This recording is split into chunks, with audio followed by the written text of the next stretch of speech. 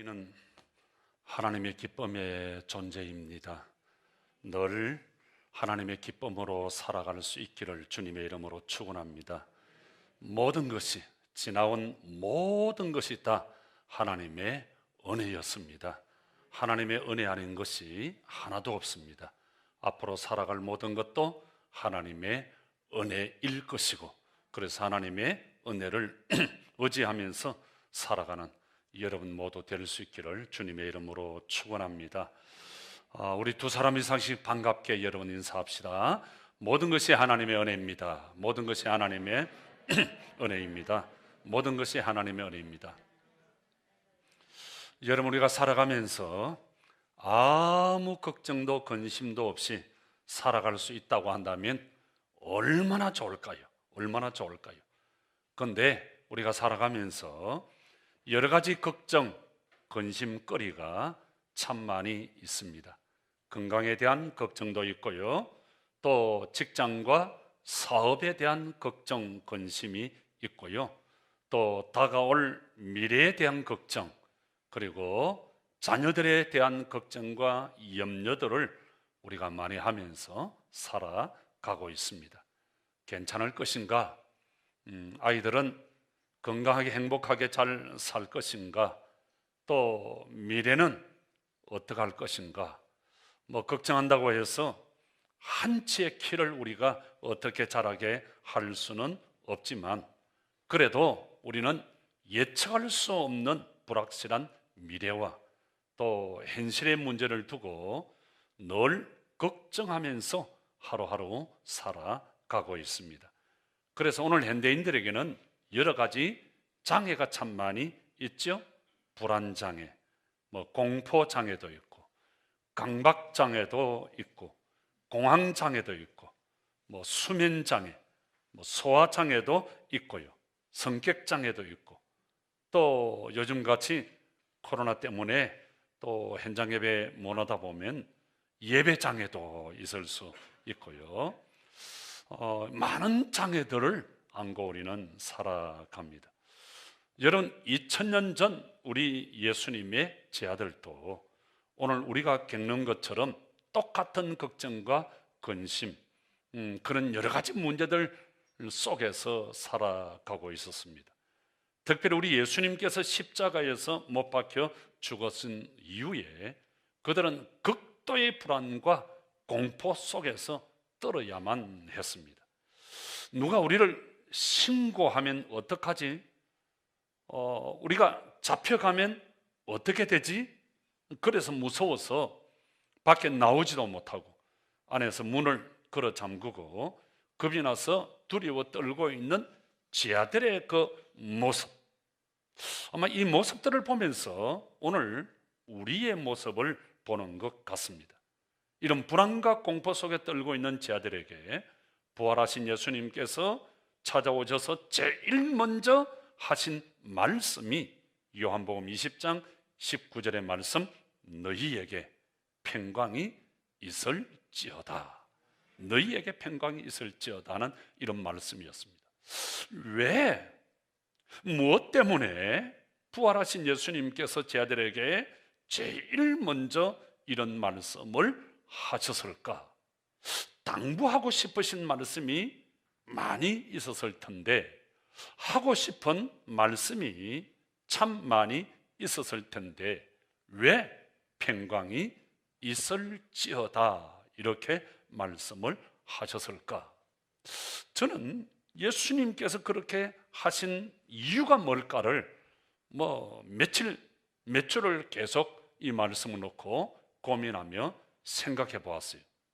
가장 중요한 말씀이기 때문에, 가장 필요한 말씀이기 때문에 오늘을 살아가는 저와 여러분에게 가장 필요한 말씀이 있다고 한다면, 꼭 필요한 말씀이 있다고 한다면 평강이기 때문에 우리 예수님이 너희에게 평강이 있을지어다 했습니다.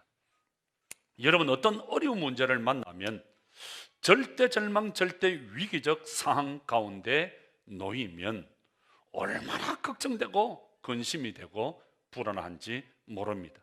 예기치 않은 어떤 사고를 당하고요, 예기치 않는 어떤 실패를 내가 당했을 때 그 시간이 얼마나 불안하고 얼마나 겁이 나고 또 그 잠시의 시간이 얼마나 긴지 모릅니다.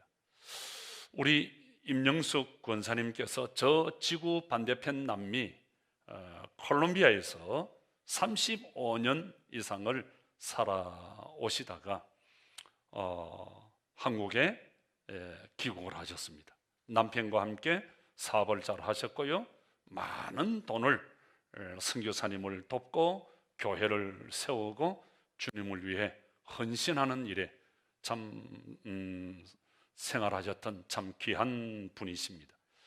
지난주 수요일 교회 오시다가 갑자기 예기치 않는 교통사고를 당해서 병원에서 수술을 하셨는데요, 수술 아침에 제가 잠깐 들려서 보니까 빼꼼 밑에다 보니까 혼자 침상에 앉아서 눈물을 뚝뚝 흘리면서 간절히 기도하십니다. 순간 참 마음이 참 많이 아팠어요. 그래서 어깨에 손을 얹어서 간절히 기도해 드렸는데요, 그 수술장으로 들어가시는 그 순간에 제가 권사님께 이사야 43장의 말씀을 읽어드리면서 기도했습니다. 야곱아, 영수가 내가 너를 창조했고 내가 너를 만들었어. 너는 두려워하지 말고 놀라지 말라. 내가 너를 지명하여 불렀나니 너는 내 것이라. 네가 불 가운데 지날 때 내가 함께 할 것이고 네가 강을 지날 때에 내가 함께 할 것이고 네가 물을 건널 때에도 내가 너와 함께 할 것이다. 권사님, 주님이 함께 하십니다. 마음을 편안하게 주님이 함께 하십니다. 여러분, 힘들고 어려운 일을 만나면 마음의 평강이 얼마나 중요한지 모릅니다. 서양 사람들은 돈을 최고의 가치로 여기지요. 돈, 아침에도 돈, 저녁에도 돈, 늘 그 다음날 아침에도 또 돈. 여러분, 돈 참 중요하죠. 우리 성경에도 보면 전도서 10장 19절에 돈은 범사에 이용된다 그랬어요. 돈이 있어야 모든 것을 우리가 할 수가 있죠. 또 잠언 15장에 보면 부자의 재물은 그의 견고한 성이라고 했습니다. 돈이 있어야 남을 도와줄 수 있고 구제할 수 있고 헌금도 할 수 있고 내가 하고 싶은 일들 할 수 있죠. 돈은 참으로 귀하고 좋은 것입니다. 그러나 돈보다 더 중요하고 귀한 것이 있습니다. 어떤 것이 있을까요? 첫째는 시간입니다. Time is money란 말이 있죠. 시간이 돈이에요. 여러분, 돈은 잃으면 다시 찾을 수 있죠. 그러나 시간은 잃으면 다시 찾을 수가 없어요. 그래서 우리 성경에도 에베소 5장 16절에 보면은 세월을, 시간을 허송하지 말고 허비하지 말고 아끼라 그렇게 말씀했습니다. 또 돈보다 귀한 것이 뭐가 있을까요? 건강이죠. 건강이 얼마나 중요한지 모릅니다. 세 번째는 명예입니다. 잠언 22장 1절에 보면은 명예는 많은 재산보다도 소중하고 존경받는 것이 금, 은, 돈보다도 낫다 그렇게 했습니다. 또 돈보다 귀한 것이 사랑하는 마음이죠. 사랑하는 사람들과 함께 있으면 돈도 시간도 아깝지 않지요. 우리 성경에도 있잖아요. 마리아가 예수님을 사랑해서 요한복음 12장에 보면 엄청난 향유, 그 돈을 쏟아 붓는 그런 장면이 있습니다. 또 돈보다 더 귀한 것이 우리 예수님이죠. 예수님이 얼마나 귀합니까? 사도 바울은 예수님을 위해서 예전에 자랑하고 귀하게 여기던 사랑하던 모든 것들을 다 배설물로 여겼다 그렇게 빌립보서 3장 8절에 말했습니다. 또 우리 찬송가 94장에도 보면 예수님이 이 세상의 어떤 돈보다도 명예와도 바꿀 수 없다고, 주 예수보다도 귀한 것은 없네, 이 세상 부귀와 바꿀 수 없네. 주 예수보다 더 귀한 것은 없네. 이 세상 부귀와 이 세상 명예와 바꿀 수 없다고 그렇게 고백을 했습니다. 저는 지금 계속해서 여러분들과 함께 부활의 주님을 만난 사람들에 대해서 말씀을 나누고 있습니다. 오늘은 엠마오로 가던 두 제자에 대한 말씀을 함께 나누기를 원합니다. 오늘 말씀은 우리가 익히 잘 알고 있는 그런 내용의 말씀입니다. 마태복음과 요한복음에는 이 말씀이 기록되어 있지 않습니다. 마가복음에는 아주 간단하게 소개되어져 있고, 누가복음에는 비교적 상세하게 이 두 사람에 대해서 기록을 하고 있습니다. 우선 이 두 사람이 어떤 사람인지에 대해서 우리가 알아보아야 할 것 같습니다. 이 두 사람은 지금 예루살렘에서 엠마오라고 하는 마을로 가고 있는 중이었습니다. 짐작해서 볼 때 이 두 사람의 고향이 엠마오가 아닌가 그렇게 생각이 되어집니다. 이 사실은 오늘 본문 13절을 보면 우리가 잘 알 수 있습니다. 오늘 본문은 1절부터 쭉 마지막까지 이어지는데요, 그날에 저희 중 둘이 예루살렘에서 25리 되는 엠마오라 하는 촌으로 마을로 갔다 하는 말씀을 볼 때 이 두 사람의 고향이 엠마오가 아닌가 그렇게 생각되어집니다.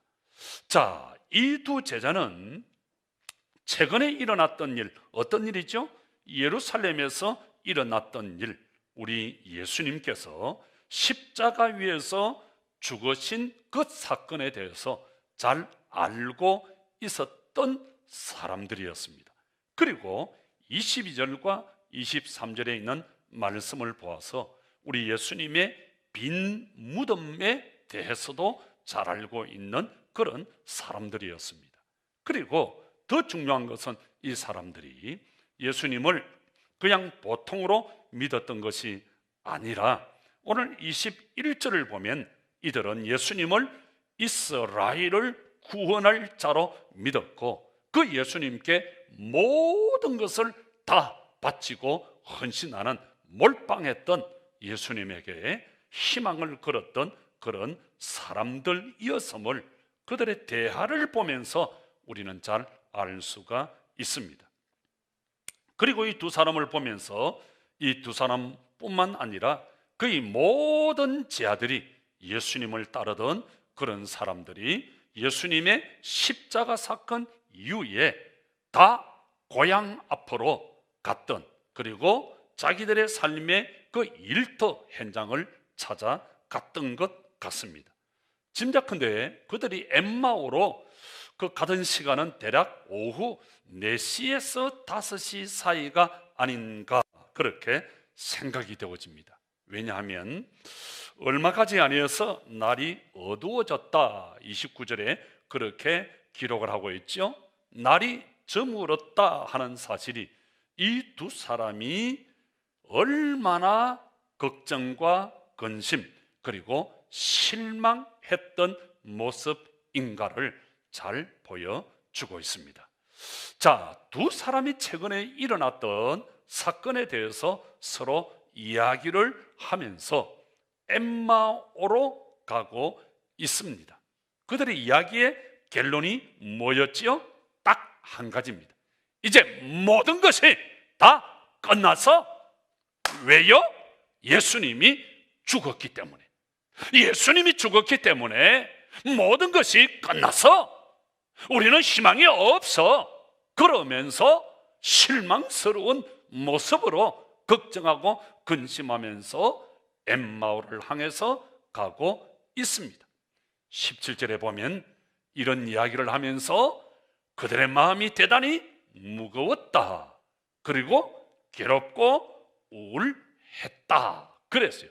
근데 참 이상한 것은 언제부터인가 모르지만 그들과 함께 한 사람이 동행하고 있었다고 하는 겁니다.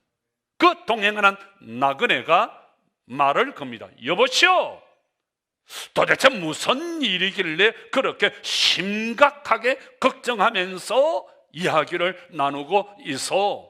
아, 예, 나사렛 예수라고 하는 사람에 대한 이야기 올시다. 아, 무슨 이야기요? 나도 알면 안 돼요. 아, 여보시오, 당신은 예루살렘에서 지금 오고 있지 않소? 예루살렘에서 지난 주간에 일어난 일이 무엇인가 당신은 알지 못하여? 그분은, 예수님은 하나님과 우리를 연결시켜 주신 연결고리, 예언자여서, 근데 그 서기관들, 바리새인들, 종교 지도자들이, 대제사장들이 그 예수를 미워해서, 그래서 그분을 로마 정부에 넘겨주어서, 그래서 나사렛 예수가 십자가에 못 박히게 되어서, 그놈들 참 나쁜 놈들이라고, 그 서기관들, 바리새인들, 종교 지도자들 참 나쁜 놈들이죠. 그 좋은 나사렛 예수를 로마 정부에 그저 넘겨버려서 십자가에 못 박혀 죽게 되어서. 근데 말이요, 참 희한한 것은 바로 사흘 전에 그분을 따르던 여자들이 새벽 일찍이 무덤에 가보았는데 예수의 시체가 없어지고 빈 무덤만이 남아서, 그리고 천사들이 그가 여기 계시지 않고 살아나셔서 부활하셔서 전해 주었다요. 그래서 그 제자들의 소식을 들은 우리 제자들 몇 사람이 달려가서 무덤을 보았는데 그 여자들이 하던 이야기가 사실이어서 빈 무덤이었고, 천사들이 그가 살아나셨다 우리에게 증언해 주셔서, 근데 그게 무슨 아무 소용이 없어요. 예수님이 계시지 않는데 빈 무덤이 무슨 소용이 있어. 그래서 우리가 이렇게 실망하고 걱정하고 근심하고 있는 중이요. 이제 다 틀렸어. 아무 소용이 없어. 예수님이 계시지 않기 때문에. 우리 찬송가 305장의 Amazing Grace, 나 같은 죄인 살리신, 그 찬송으로 유명한 자 뉴턴 목사님이 성경에 있는 모든 말씀을 다 찢어버리고 없애버린다 할지라도 오늘 본문 누가복음 24장만 있으면 성경은 존재할 가치가 있다고 했습니다. 그만큼 오늘 본문은 아주 중요한 말씀이에요. 방탕하게 자기 마음대로 살던 뉴턴이 어느 날 토마스 아켐퍼스의 그리스도를 본받아 하는 책을 읽습니다. 그 책을 읽다가 눈물 범벅이 되었어. 그런 눈물 속에서 부활하신 주님을 만나게 됩니다. 그리고 죽을 때까지 주님의 복음을 위해서 주님의 교회를 귀하게 섬기다가 갑니다. 오늘 여러분 마찬가지입니다. 우리에게 찾아오는 이런 일들 저런 일들, 걱정과 근심과 슬픔과 아픔이, 눈물이 많이 있지만 우리가 주님을 향한 믿음을 잃지 않고 변함없이 우리가 주님을 바라본다면 주님은 우리와 함께 할 것이고 주님을 만날 수 있습니다. 두 제자의 이야기를 가만히 듣고 있던 나그네가 두 제자에게 뭐라고 합니다. 아마 나무라는 것 같습니다. 25절 26절에 보면 여보시오, 당신들은 대단히 미련한 사람이요. 아니, 구약 성경에 그렇게 많이 예언자들이 예수님이 고난을 받으시고 예수님이 다시 살아나실 것이라고 예언하셨는데 그 말씀을 믿지 아니해서 아니, 예수님께서도 살아생전에 내가 구약의 예언대로 말씀대로 고난을 받고 사흘 만에 다시 살아날 것이라고 누누이 말씀하셨는데 당신들은 그 말씀을 믿지 못해서 참 어리석은 사람들이네요. 그러면서 그 나그네가 두 제자에게 모세부터 시작해서 예언자들, 예수 그리스도에 이르기까지 모든 예언의 말씀들을 자세하게 풀어주기 시작했습니다. 예수가 십자가에서 못 박혀 죽으시고 사흘 만에 다시 살아날 것이다. 십자가는 끝이 아니고 다시 시작이다. 십자가를 통해서 하나님의 구원 역사를 볼 것이다. 십자가를 믿는 자는 모두가 살아날 것이라고. 그래서 예수는 모든 믿는 자의 주님이 되고 구원주가 될 것이라고 성경을 풀어 주었습니다. 이런 말씀을 듣는 가운데 어느덧 엠마오에 도착하게 되었습니다. 두 제자들은 기분이 얼마나 좋은지 모릅니다. 신나고 마음이 해피했습니다. 너무너무 기분이 좋고 감사합니다. 그래서 나그네에게 우리 함께 호텔에 가서 자고 우리 밥도 함께 먹고 이야기를 더 나누자고 강건했습니다. 얼마나 좋은지 모릅니다. 식탁에 앉았습니다. 나그네는 떡을 들고 감사하며 기도하더니 두 제자에게 나누어 줍니다. 여러분, 이 모습을 보면서 어떤 모습이 떠오르나요? 어떤 장면? 우리 예수님께서 십자가를 앞에 두고 제자들과 함께 마지막 만찬을, 최후의 만찬을 하지요. 그러면서 뭐라고 말합니까? 이 떡을 받아 먹어라. 이것은 너희를 위하여 찢는 내 살이다, 몸이다.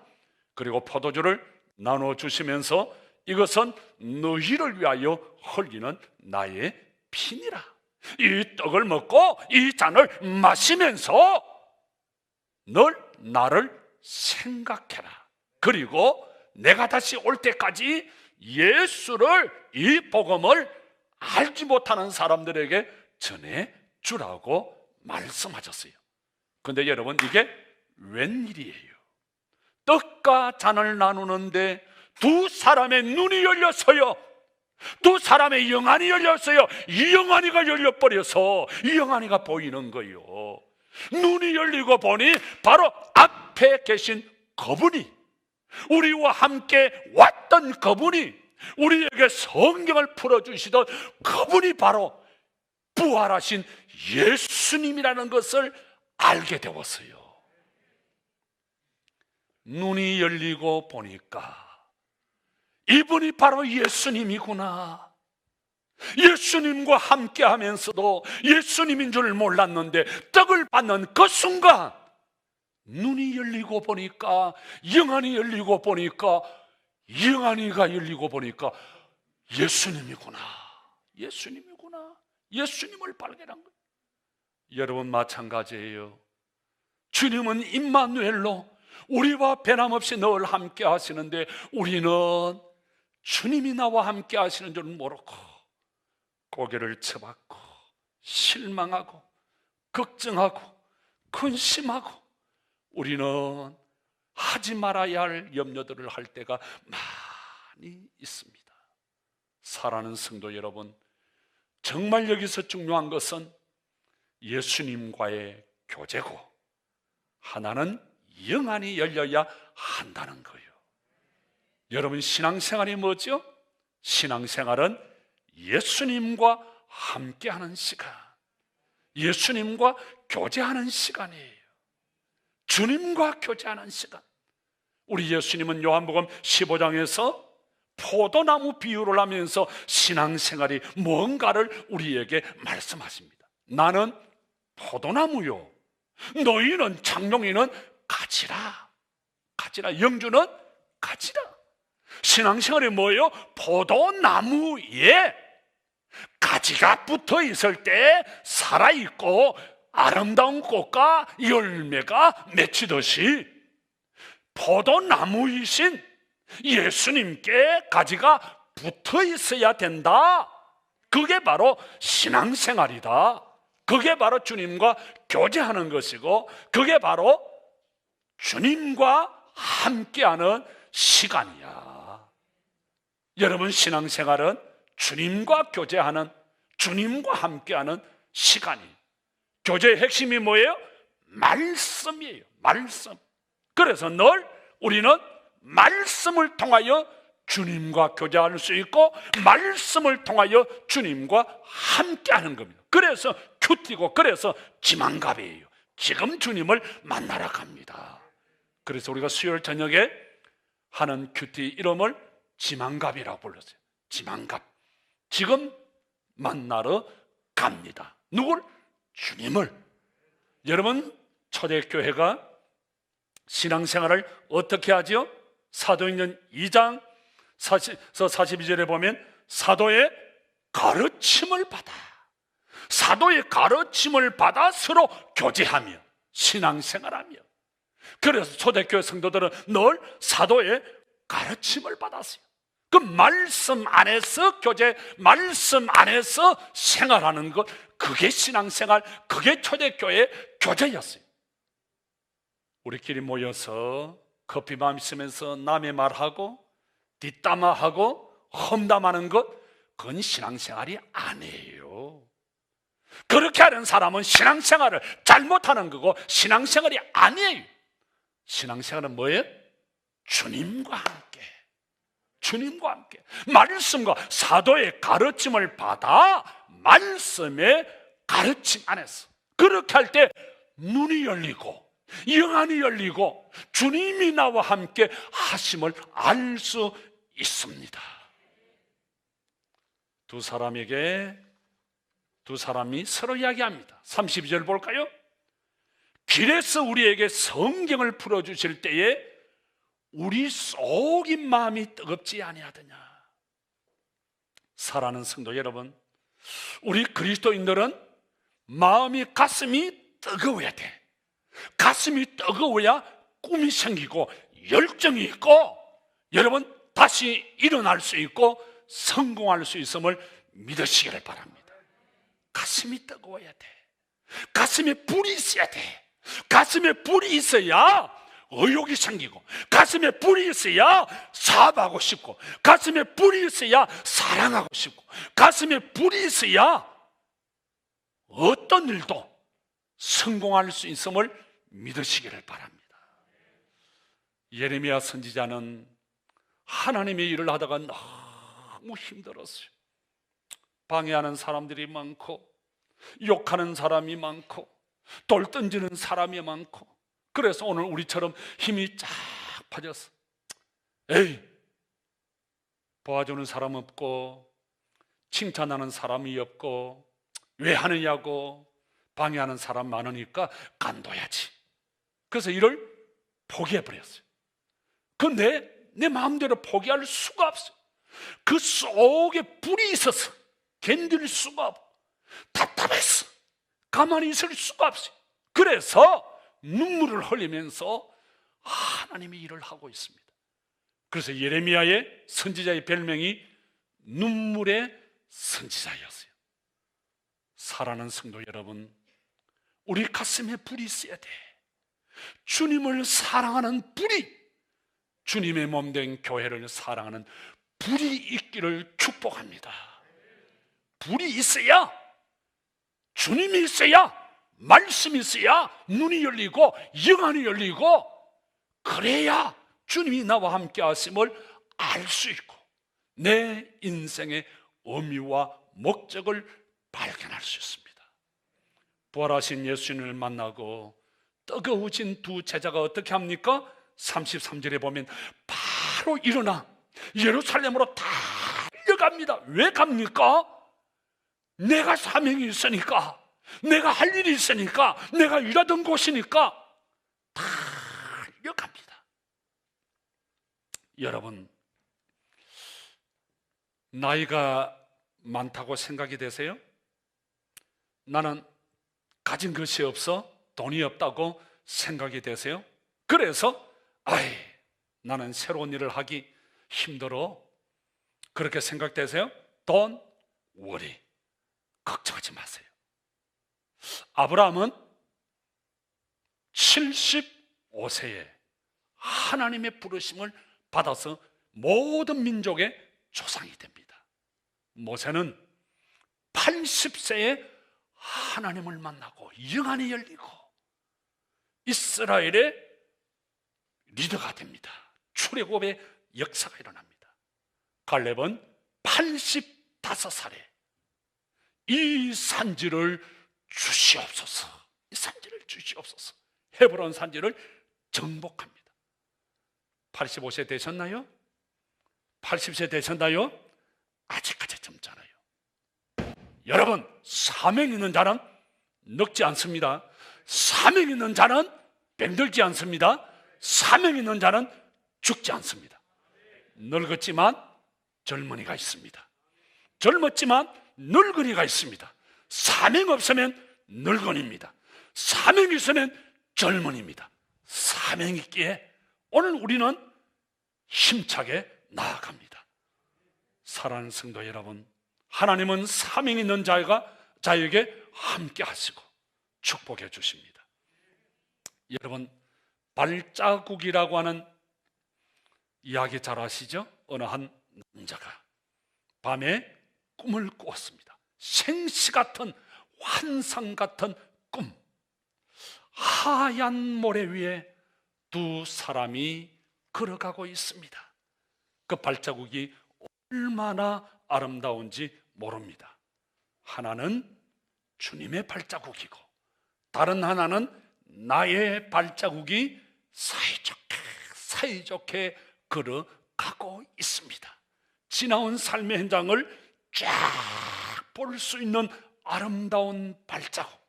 그런데 가만히 보니까 어떤 곳에는 두 발자국이 오다가 한 발자국만 가고 있습니다. 그런데 가만히 생각해 보니까 내가 가장 힘들고 내가 가장 아파하고 내가 가장 괴롭고 절망적일 때 한 발자국만 있는 거예요. 그래서 깜짝 놀라서 아니 주님, 도대체 이럴 수가 있습니까? 내가 주님을 믿을 때, 주님이 나를 부르실 때 내가 영원히 어떤 일이 있어도 너를 떠나지 아니하고 함께 하겠다고 약속하지 않았습니까? 어떻게 이럴 수 있습니까? 그때 내가 가장 아팠는데, 그때 내가 가장 힘들었는데 어떻게 나 혼자 내버려 둘 수가 있습니까? 그때 주님께서 그래, 사랑하고 존귀한 내 아들아, 그때 그 발자국 한 발자국 맞아. 한 사람의 발자국 맞아. 자세히 보아라.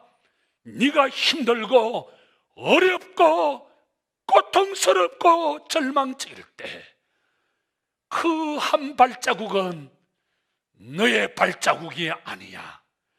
내 발자국이야. 나는 그때 너를 업고 걸었어. 너를 업고 걸었어. 나는 한시도 너를 버리지 아니했어. 나는 한시도 너를 그냥 두지 아니했어.